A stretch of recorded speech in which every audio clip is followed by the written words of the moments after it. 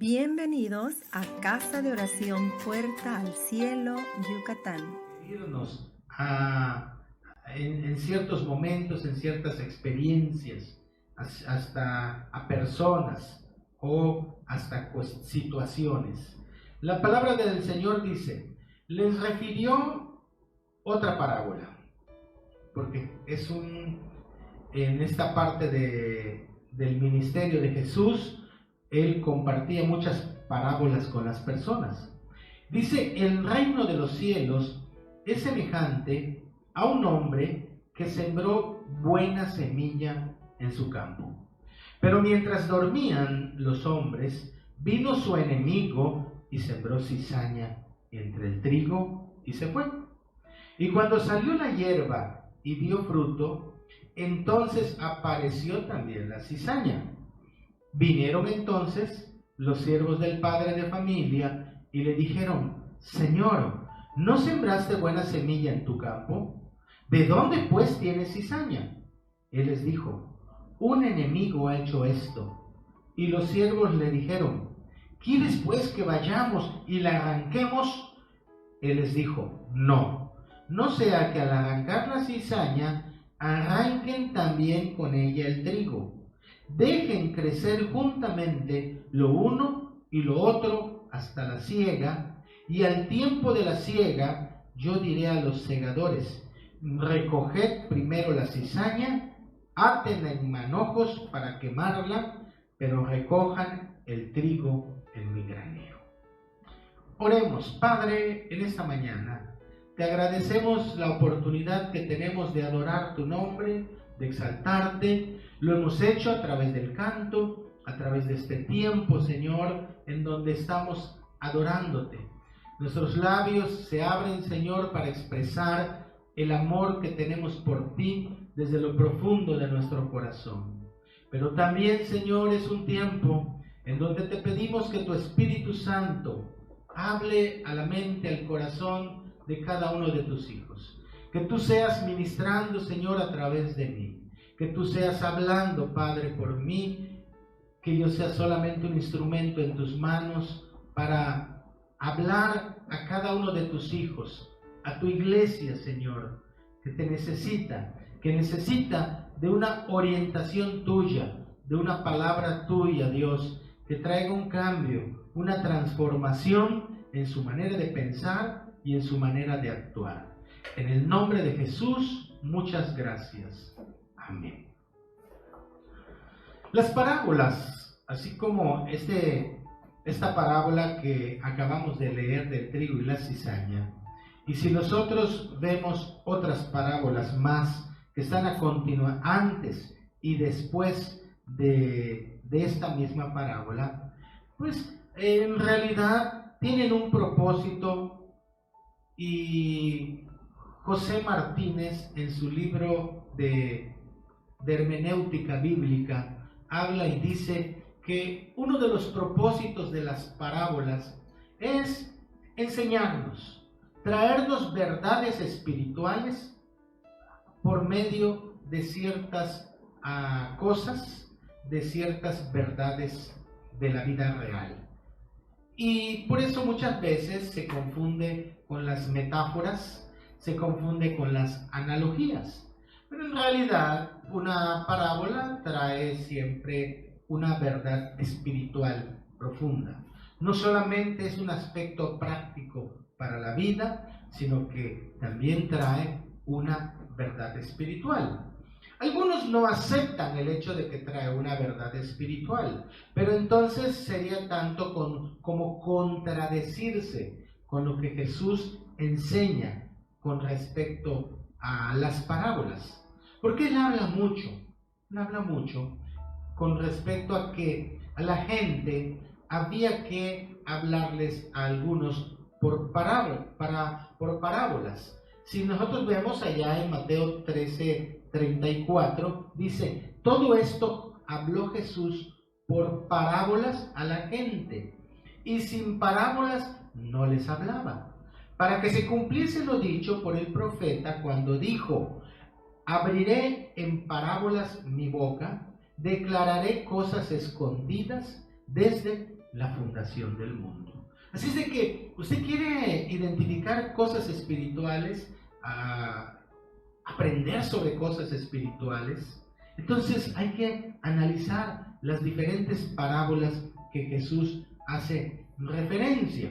Sin embargo, hay algo interesante porque dice la misma escritura que Jesús le daba a conocer a los discípulos la interpretación, el entendimiento de las diferentes parábolas. ¿Por qué? Porque allá en Mateo, capítulo también 10 y en el verso número 13, Jesús les decía, 13:10, Jesús les decía, se acercaron los discípulos con él, en ese mismo capítulo que estamos, 13:10, y le dijeron, ¿por qué les hablas por parábolas? Y él les dijo, porque a ustedes os es dado saber los misterios del reino de los cielos, mas a ellos no les es dado. O sea, los discípulos se referían de que ¿por qué a la gente religiosa, por qué a las personas que pues se decían tan conocedoras de Dios, en un determinado momento Jesús estaba hablándoles por parábolas y ellos no comprendían las cosas? Y pareciera algo contradictorio, porque Jesús estaba tratando de transmitir verdades espirituales a todos los que le escuchaban. Pero sin embargo, los discípulos se pudieron percatar de que esas verdades espirituales como que no las estaban captando el grupo de personas religiosas, los fariseos, los saduceos, los herodianos, grupos religiosos que se levantaban en ese tiempo para escuchar lo que Jesús decía, pero dice la misma escritura, con el propósito de encontrar algo de lo que lo pudieran acusar. Y si no le encontraron, porque no pudieron buenamente encontrarle algo malo de lo que él decía, entonces por las malas querían ver la manera de que Jesús cayera en algún error, con lo cual lo pudieran acusar de blasfemia y poder apedrearlo y poder matarlo públicamente y acabar con su ministerio. Entonces los discípulos se extrañaban de ello, pero Jesús les decía, es que es para ustedes, para las personas que en un momento dado traen una mente abierta, una mente dispuesta para entender los principios del reino de los cielos, para personas que no tienen que no se aferran a tradiciones y a prácticas o a costumbres o a pensamientos religiosos que fueron grabados en su mente sin el fundamento adecuado de la misma palabra de Dios. Una palabra de Dios trazada rectamente. Entonces la vida de los fariseos, la vida de la gente religiosa de ese tiempo, en una gran mayoría desafortunadamente, les impedía captar lo nuevo del mensaje de Jesucristo. Es algo que él les señalaba en repetidas ocasiones. Ellos no podían recibir el vino nuevo porque era un recipiente viejo, era un recipiente ya contaminado. Y entonces, por eso es de que cuando Jesús quería platicar con ellos, ellos estaban bloqueados, estaban cerrados literalmente en su mente para captar las verdades espirituales. Esto es algo semejante a cuando usted intenta platicar con alguien que tiene prejuicios en su mente. Cuando es una persona que tiene cosas en su mente en contra de usted, que no le reconoce como una persona íntegra, que no le reconoce como una persona que tiene valor, que en usted más que nada se mira en defectos, que solamente está tratando de ver cosas negativas. Entonces, cuando usted quiere platicar con ese tipo de personas, no van a captar nada de usted, no van a querer recibir nada. ¿Por qué? Porque todo lo van a tomar a mal. Si se ríe porque se rió, si está serio porque estuvo serio, si llora porque lloró, si salta porque saltó. O sea, ¿por qué? Porque hay una serie de prejuicios en la mente de esa persona que no le permite captar lo bueno de usted. Es lo que Jesús atravesó en su tiempo de ministerio en Nazaret. Él, en su misma ciudad, la gente no quería oírlo. A pesar de que pudiera hacer manifestaciones de milagro, sanidades, pero sin embargo la gente de Nazaret no quería saber nada de él. Y la palabra de Dios dice que Nazaret, allá fue el lugar donde él creció, fue donde menos milagros pudo hacer, menos señales pudieron haber. Y por eso Jesús dijo que no hay profeta en su propia tierra. Pues qué tristeza, ¿verdad? Porque tuvo que irse a otro lugar para ir a proclamar las buenas nuevas del reino de Dios. En la parábola del trigo y la cizaña encontramos nosotros ciertas verdades que nos confrontan y nos llevan a preguntarnos: ¿soy trigo o soy cizaña? Ese es el título que nosotros tenemos, pero es la interrogante que necesitamos tener en nuestra vida. ¿Soy trigo o soy cizaña? Y la primera verdad que nosotros encontramos en esta parábola es que Jesús, al igual que las demás parábolas, siempre se refirió a que el reino de los cielos, su introducción a las parábolas era siempre el reino de los cielos. Por eso encontramos aquí que tanto en repetidas ocasiones se refirió Jesús al reino de los cielos, que la verdad es que hay un reino de los cielos. Y lo compara con diferentes cosas, con semillas de mostaza, como dice en el verso 31, lo compara con la levadura, lo compara en un momento dado con un tesoro, lo compara con una perla de gran precio, con una mina. O sea, de diferentes maneras Jesús hace una comparación entre el reino de los cielos y algunas cosas o algunas semillas o algunos frutos o algunas experiencias. Entonces, pero realmente esto nos lleva a pensar que el reino de los cielos no es un lugar. Y digo, actualmente no es un lugar. Y no me malentienda, porque el reino de los cielos, nosotros estamos en un reino que es un reino terrenal. Estamos en la tierra. Si estuviera en Marte sería un reino marciano, ¿verdad? Entonces, el reino de los cielos más bien es un estado, es decir, es una condición actualmente. Por eso Romanos 4:17, Pablo dice en Romanos 4:17 que el reino de Dios no consiste en comida, no consiste en bebida. El reino de Dios, el apóstol San Pablo dice allá que el reino de Dios más que nada no es comida, no es bebida, sino es justicia, es gozo, es paz.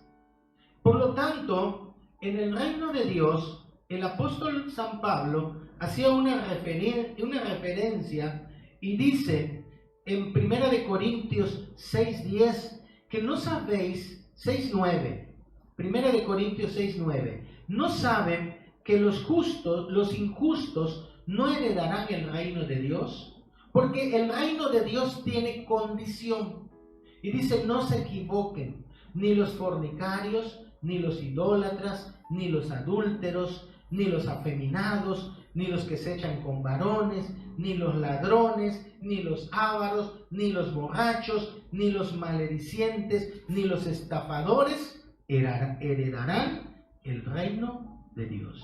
Entonces, esto nos lleva a una situación en donde decimos, el reino de Dios, más que nada, es un estado, una condición, un estilo de vida. Y ahí mismo el apóstol Pablo dice en 1 Corintios 4:20, porque el reino de Dios no consiste en palabras, sino en poder.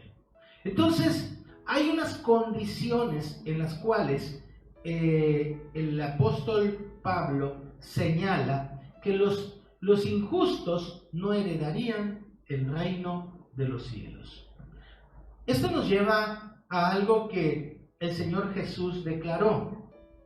Y el Señor Jesús declara en el Evangelio de San Juan, capítulo 18, verso 36. Observe usted en el Evangelio de San Juan, capítulo 18, verso número 36, el Señor Jesucristo dice: su reino no era de este mundo, ¿sí?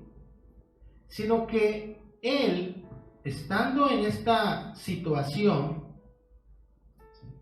dice, Él hablaba y Él presentaba delante de las personas y cuando Él estaba delante de Pilato, Él decía: mi reino no es de este mundo. Si mi reino fuera de este mundo, mis servidores pelearían para que yo no fuera entregado a los judíos. Pero mi reino no es de aquí. O sea, Él les dejaba perfectamente claro que Él en realidad no había venido a la tierra a quitarle el lugar al emperador, ni quitarle el lugar a algún rey en algún momento de Judea, sino que la gente misma le empezó a llamar el rey de los judíos.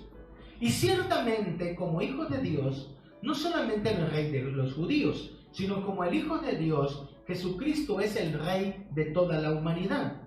Entonces, pero lo que sí Jesús hizo ver era, y no porque tuviera miedo de morir, y no porque tuviera miedo de enfrentarse, porque claramente les dijo: si mi reino fuera de aquí, yo le digo a mis servidores. ¿Quiénes son sus siervos? No eran los discípulos que andaban con él, no era la gente que lo servía en ese momento, sino terrenalmente, sino sus servidores, sus siervos son todos los ángeles que en un momento dado pudieron haber llegado para defenderlo, que pelearían por él, para que él no fuera entregado a los judíos. Pero entonces el plan, el propósito por el cual él vino a la humanidad, él se hizo hombre, él iba a entregar su vida en la cruz del Calvario, no se iba a poder consumar. Es por ello que el enemigo en diferentes ocasiones trató de acabar con Jesús. Desde que él era pequeño, intentó a través de Herodes matar a Jesús desde pequeño para que no se cumpliera todas las profecías, para que el plan redentor de la humanidad no fuera una realidad. El reino de los cielos, una verdad que nos enseña el trigo y la cizaña, es que hay un reino de los cielos. Jesús se refería siempre. Y ese reino de los cielos es un estado, es una condición en la cual ingresan a ese reino de los cielos todos aquellos que reconocen a Jesucristo como su único y suficiente Salvador personal. Todas aquellas personas que con una mentalidad limpia, una mentalidad sin prejuicios, pueden atender al Evangelio, a las buenas nuevas de salvación por parte de Dios, y entonces poder entrar a esa condición del reino de los cielos. ¿Y cuál es la condición? Que empieza a haber un cambio en su manera de vivir. Eso es precisamente a lo que el apóstol Pablo se refiere. Se refiere a que poder vivir de manera honrada, de manera honesta, de manera íntegra. A eso es a lo que se refería cuando hace una comparación de decir: no se equivoquen. Hay un grupo de personas, hay una condición en personas que no van a heredar el reino de los cielos, que no pueden entrar a la condición del reino de los cielos. ¿Por qué? porque ya están acostumbrados a vivir en un estilo, en una práctica que no es agradable ante los ojos de Dios, que no coincide con la palabra de Dios. Cuando estaba analizando este pasaje de la importancia del reino de los cielos, a mi mente vino hace algunos años, en el 2013 exactamente, estando en la ciudad de Obregón, conocí a un varón, a un hombre, un buen hombre, un contador él. Era un contador público, era un hombre que maestro del tecnológico y que pues jugábamos básquetbol en los tiempos que teníamos muy temprano, muy por la mañana, que hacíamos algo de ejercicio. Y entonces él me conoció, supo de mí que era pastor y me dijo: quiero obsequiarte, quiero regalarte un libro que escribí. Este hombre había escrito un libro muy interesante. Este libro se titula, o lo tituló, ¿verdad? Lo tituló El Reino de Dios, ¿verdad o ficción? Y este buen amigo, Francisco Javier Villarreal, que seguramente muchas personas lo conocen en Cajeme, en Ciudad Obregón, porque llegó a ser también contralor de Ciudad Obregón, es decir, trabajó para el ayuntamiento como contador que es. Y en este libro, al cual le titula Reino de Dios, verdad o ficción o mentira, como él dice, una verdad o una ficción, o es algo imaginario, es un libro que él presenta unas posturas muy interesantes. De hecho, es un libro de buena cantidad de hojas, tiene un muy buen contenido histórico, presenta ciertas verdades del reino terrenal, habla sobre faraones, sobre reyes, habla sobre filósofos, los pensamientos filosóficos, habla sobre artistas, habla sobre los presidentes de la República de México que han habido en ciertos años, a lo largo de los años, presenta sus diferentes mentalidades, y es un libro que en realidad intenta confrontar de que el ser humano siempre está tratando de establecer un reino que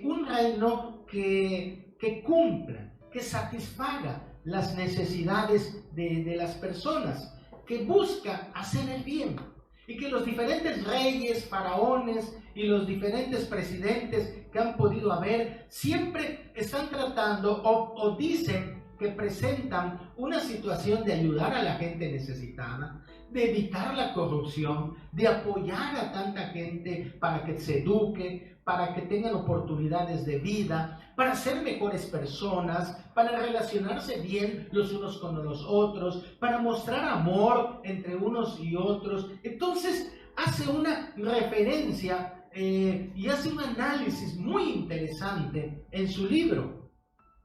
Pero su título obviamente lleva en algún momento a decir, a confrontar, que si el reino de Dios será alcanzable.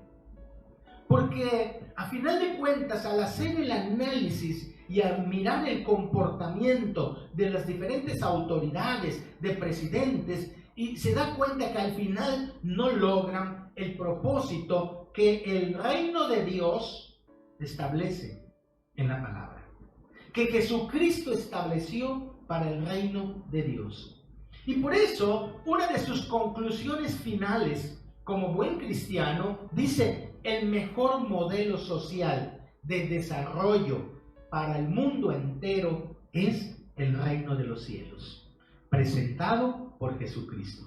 O sea, él llega a la conclusión que los diferentes estilos de gobernar, de democracias, de socialismo, de comunismo, de monarquías y tantas otros más modelos de gobierno, ninguno va a poder ser la respuesta para la sociedad más que el presentado como el reino de los cielos por Jesucristo.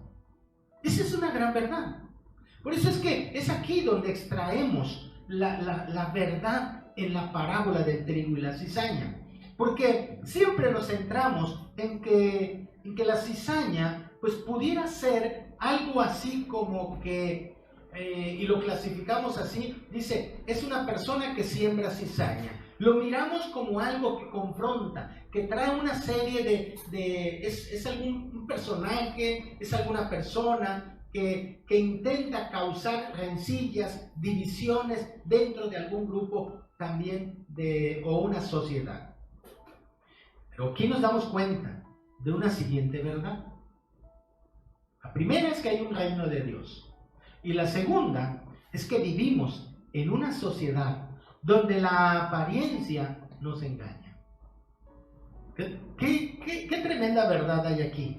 Porque aquí en realidad el fundamento del trigo y la cizaña está más que nada, la verdad principal es que hay una apariencia en la vida de las personas.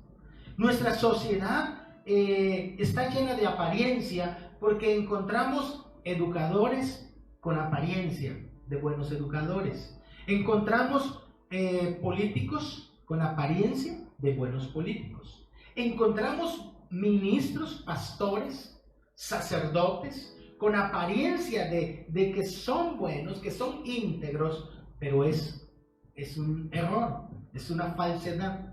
Encontramos nosotros personas que trabajan, que ciudadanos que aparentan ser buenos ciudadanos, pero en realidad no lo son. Encontramos esposos que aparentan ser buenos esposos, pero no lo son. Encontramos esposas que pueden aparentar ser esposas buenas, pero en realidad no lo son. Y podríamos estar señalando hijos y sobrinos y nietos y cosas de ese tipo, personajes artistas o personajes de públicos que pudiéramos nosotros pensar que son realmente íntegros, que dan buenos frutos, pero no es así. Podríamos encontrar gente que hace cosas buenas a nivel mundial, pero muy atrás luego se llegan a descubrir situaciones vergonzosas. Entonces, la parábola dice que el reino de los cielos tan deseados para la tierra, ese reino de los cielos tan deseado para la tierra, no puede bajarse ahorita en este mismo momento. ¿Por qué? Jesús hace una explicación de la parábola de la cizaña en Mateo, aquí capítulo 13, verso 36. Dice que los discípulos, cuando ya se va la gente, entran con Jesús y le dice, explícanos la parábola de la cizaña. Y Jesús le dice, el que siembra la buena semilla es el Hijo del Hombre. La buena semilla, esa palabra. El campo es el mundo. El campo es ese mundo. La buena semilla son los hijos del reino. Así de que Jesucristo nos ha plantado en este mundo. Jesucristo nos ha puesto en este lugar. Pero dice, la cizaña son los hijos del malo. El enemigo que siembra la cizaña es el diablo. La siega es el fin del siglo. Y los segadores son los ángeles. Les hace una explicación desde el aspecto espiritual para que ellos pudieran captar las enseñanzas que Él los estaba plantando en el reino, en este mundo, que Jesucristo estaba llamando hombres y mujeres de los cuales vinieran a formar parte de esa familia, de ese cuerpo de Jesucristo, que formaran parte de ese reino de los cielos, y los plantó en el mundo. Ahí los ha plantado, pero juntamente con ellos también hay plantados otros que no quieren nada con Jesucristo, que no quieren aceptar los principios, los valores, lo que Dios ha establecido en la palabra, para poder vivir en una manera ordenada, sino que quieren vivir bajo un estilo de vida, pudiéramos decirlo, de costumbrismo, de tradición, pero no quieren una relación con Dios. Entonces, sin embargo, Jesús hace la explicación y les dice que es el enemigo siembra la maldad dentro del reino de Dios, siembra la maldad dentro de lo que es sus hijos, ¿sí? Y entonces estas personas hacen tropiezo y hacen iniquidad. Pero Jesús les hace ver a los discípulos la gran verdad de cuál es el final. ¿Cuál será el final para esas personas que hacen maldad? Dice que el final sería cuando los ángeles bajen y recojan de su reino a todos los que sirven de tropiezo y los que hacen iniquidad. Las órdenes de Jesucristo, porque si nosotros vamos a la parábola, nos damos cuenta que los mismos hijos de Dios dicen, pero Señor, arranquemos la cizaña. Y Él les dice, no, porque no sea que cuando arranquen la cizaña, entonces también ustedes dañen el trigo. La situación es que el trigo y la cizaña son muy parecidos. El trigo y la cizaña, cuando se siembra el trigo, tal y como dice la parábola, el trigo empieza a crecer, pero en ese momento también, juntamente al trigo, empieza a aparecer la cizaña. Y la cizaña físicamente son semejantes. Es fácil confundirse con ellos. Entonces, pero ¿cuál es el problema que surge el trigo junto con la cizaña? Que la cizaña empieza a absorber los nutrientes del trigo, o sea, de la tierra. Lo que podría absorber el trigo, baja entonces su capacidad reproductiva del trigo. El trigo nos representa entonces esos hijos de Dios que están comprometidos con Dios, que no son una apariencia, sino que realmente están comprometidos con Dios y que están dando frutos dignos de arrepentimiento, como lo predicaba Juan el Bautista, como lo pedía Jesucristo, como lo predica el Evangelio, que esos frutos dignos de arrepentimiento son algo necesario en la vida de la persona que decide aceptar a Jesús como su único y suficiente Salvador personal. Y entonces cuando la persona, ¿verdad?, que representa el trigo está en contacto con la cizaña, tal y como Jesús les interpreta a los discípulos, la cizaña es como si fuera un tropiezo para los hijos de Dios. Y vaya que hay un castigo, porque dice, es normal que en el mundo hayan tropiezos. Es natural que a nuestro alrededor, en nuestro caminar diario, para la formación de nuestra vida cristiana, cada día con más madurez, es normal que choquemos, que fallemos, que nos equivoquemos, que en un momento dado hasta pequemos y le necesitamos pedir perdón a Dios en el nombre de Jesucristo, como nos enseña 1 de Juan 1:9, de confesar nuestros pecados, nuestras faltas. Pero dice, hay de aquellos por los cuales viene el tropiezo. En algún momento Jesús mismo dijo, mejor les fuera que les amarren una piedra de molino y los lancen al fondo de un pozo. O sea, hay un castigo muy fuerte para las personas que son tropiezo para los hijos de Dios. Entonces, la cizaña, y esta cizaña que representa precisamente ese grupo de personas que en algún momento están dañando a los hijos de Dios, porque le están quitando los nutrientes para poder dar buenos frutos, ¿sí? Entonces, hay que tener mucho cuidado, porque la cizaña va a desanimarte. La cizaña, cuando te vea en un compromiso con Dios, va a tratar de convencerte ¿por qué oras? ¿Para qué estudias la palabra? ¿Para qué adoras? ¿Para qué te conectas a escuchar los mensajes de salvación? No lo ocupas. Mira, la pandemia te ha encerrado en tu casa. Tú ya ni pecas porque ya ni sales de tu casa. Estás ahí encerradito. Tú nada más de tu trabajo a tu casa y de tu casa a tu trabajo. ¿A quién le haces mal? A nadie. Entonces, por lo tanto, no necesitas de un Dios, porque tú ya eres bueno. Te estás comportando como una persona buena. Es más, cuando tienes oportunidad, ayudas a alguien por allá.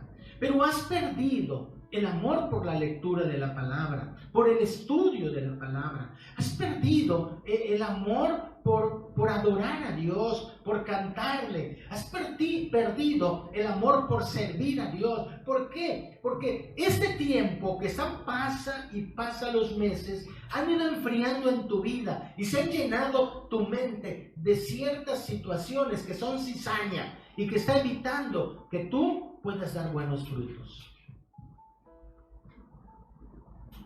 ¿Cuánto tiempo tiene que no ayunas? No, pues es que como ya no voy a la iglesia y el pastor ya no convoca a ayuno, ya no tengo por qué ayunar. Sería bueno que lo practiques, porque el verdadero trigo empieza a dar fruto. ¿Hace cuánto tiempo que no colaboras para tu iglesia? Es que como ya no nos reunimos, pues ya no. Muchos dejaron de ofrendar, dejaron de diezmar en sus iglesias. Es necesario que usted retome ese apoyo para su iglesia, en la medida, dice la palabra, como usted sea prosperado. Hay personas que la pandemia no les afectó, pero sin embargo dejaron de apoyar su iglesia. Como si el apoyo para la iglesia fuera en un momento dado algo contrario a la palabra. Pero no, el apoyo para la iglesia es también la oportunidad de satisfacer necesidades. ¿Cuántas personas dejaron de adorar, dejaron de cantar, ya no ponen un canto de adoración y no expresan delante de Dios su adoración? Dejaron de aplaudir. Yo me imagino cuando estamos aquí transmitiendo y estamos en el tiempo de la alabanza y la adoración, que usted en su casa está aplaudiendo y yo me imagino que usted está danzando. ¿Por qué? Porque tiene todo un gran espacio, porque hasta está en aire acondicionado usted en su casa y por lo tanto está usted cómodo, está cómoda y por lo tanto está adorando y le dice a su hijo, órale, canta, aplaude. Porque allá usted sí puede estar diciéndole a su familia, adoremos al Rey de Reyes, alabemos, gritemos, y mire, sin inhibiciones, usted puede adorar a Dios. Esos son los frutos. El amor que se va a transmitir, la paz que va a transmitir, la justicia que va a transmitir. Entonces, eso es el momento, ¿sí? Ese es el momento en donde se representa que verdaderamente el cristiano debe de estar dando frutos. Y es a lo que Jesús se refiere, ¿sí? Es a lo que Jesús se refiere en la gran diferencia. Dice que cuando el trigo y la cizaña crecen, ya están, trigo y cizaña ya están listos. Llegó el tiempo de la siega. ¿Sabe qué hace el trigo? El trigo se dobla, se inclina. Y ese es el momento cuando entonces se identifica la diferencia entre uno y el otro. Porque la cizaña se mantiene erguida. La cizaña no se dobla.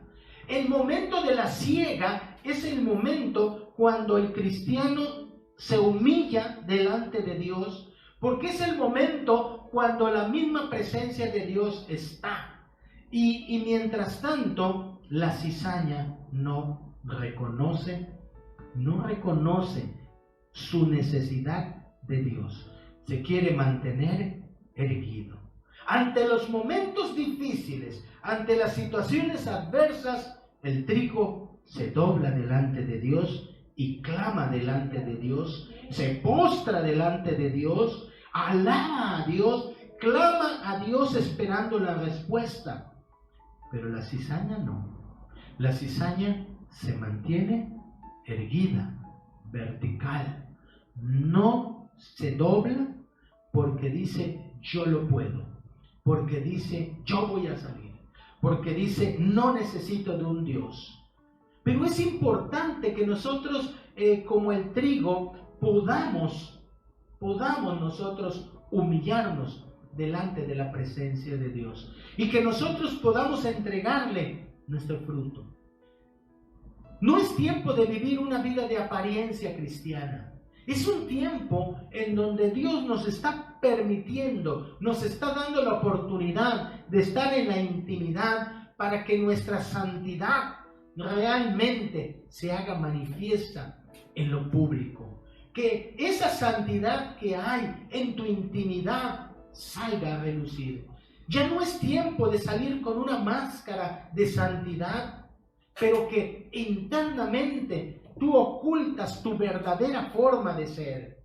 Dios ocupa cristianos verdaderos. Dios ocupa trigos que den fruto en este tiempo, que estén dispuestos a compartir la palabra, que estén dispuestos a servir dentro de su congregación. Dios está ocupando gente que diga, voy a compartir la palabra con la gente necesitada. Es tiempo de estar levantándose y vivir realmente como trigo. Si estás viviendo como cizaña, es un tiempo que se arrepienta. La única manera de poder acercarnos a Dios es a través del arrepentimiento, a través de la humillación, del inclinarse. El tiempo de la cosecha está cerca, dice la Escritura. Y cuando los ángeles vengan, van a tomar todo ese trigo y lo van a arrojar sobre el fuego para quemarlo. Eso dice la palabra. No hay una equivocación con que digamos, Dios va a tener consideración de mí. Porque la ley autorizó que se puede robar. Porque la ley autorizó que se puede matar. Que porque la ley autorizó que se puede abortar. Que la ley autorizó que la droga es permitida. No, tú eres parte del reino de los cielos. Y como trigo necesitas aprender a dar frutos dignos de arrepentimiento. Usted y yo no nos preocupa, nos entristece mirar una sociedad que se va hundiendo más y más y más. Una sociedad que dice, no importa si fornicas, no importa si vives bajo una adicción, no importa si asesinas, no importa si robas, no importa esto, y sus valores se van degradando, no porque la sociedad lo autorice, por eso Dios está de acuerdo. Y ahí la gran diferencia, y ahí la conclusión donde este hombre Francisco Villarreal dice, ¿el reino de Dios es verdad o es ficción? El reino de Dios es verdad, pero no se puede colocar sobre la tierra mientras todavía está la cizaña. No puede mirarse al 100%, pero sí el reino de los cielos está cerca. El reino de los cielos ha llegado en la persona de Jesucristo, lo estableció para que aquellos que quieran entren a ese reino de los cielos. Ese es un estado, ese es un anticipo de lo que va a venir después, cuando Jesucristo venga con sus ángeles y entonces todos los verdaderos hijos de Dios se postren delante de su presencia. Es tiempo de estudiar la palabra de Dios, es tiempo de servir, es tiempo de apoyar el ministerio, es tiempo de orar, es tiempo de clamar a Dios, es tiempo de servirle en santidad, es tiempo de no ser cizaña en medio del campo, sino es tiempo de ser trigo. Si tú eres una persona que estás dentro de tu congregación y estás viviendo como cizaña, es un tiempo que tú empieces a vivir como trigo. Si tú sabes que no puedes solo, acércate con tu pastor, acércate con tus pastores. Háblales y diles: pastor, estoy luchando con esta situación. Yo ya no quiero ser cizaña, yo quiero ser trigo, quiero dar fruto. Acércate con tu pastor y dile: tengo un problema. Para eso Dios puso pastores dentro de tu congregación, para que tú los ayudes, para que ellos te ayuden, para que tú también estés orando por ellos, pero que ellos estén también para servirte. Y que tú le digas y que tú les expongas tu necesidad. ¿Por qué no puedes ser un trigo? ¿Por qué te estás viviendo como cizaña? Es un tiempo para que tú salgas de esa condición. No puedes estar viviendo como... No puedes estar fingiendo ser trigo en medio del mundo. Porque a la larga, en el momento adecuado, la palabra de Dios establece qué va a pasar con la cizaña y qué va a pasar con el trigo. Yo te invito para que hagas un tiempo de reflexión, para que empieces a mirar qué es lo que ha estado fallando en tu vida, qué es lo que te está desanimando, qué cizaña ha venido a tu vida. Puede ser una persona, puede ser un pensamiento equivocado, puede ser argumentos, pueden ser experiencias, pero es tiempo que tú pongas tus ojos en Jesucristo, en el autor y consumador de la fe, y que tú llegues a la decisión de ser trigo para entregar tu fruto de la mejor manera. Vamos a orar, ahí donde estás en su lugar.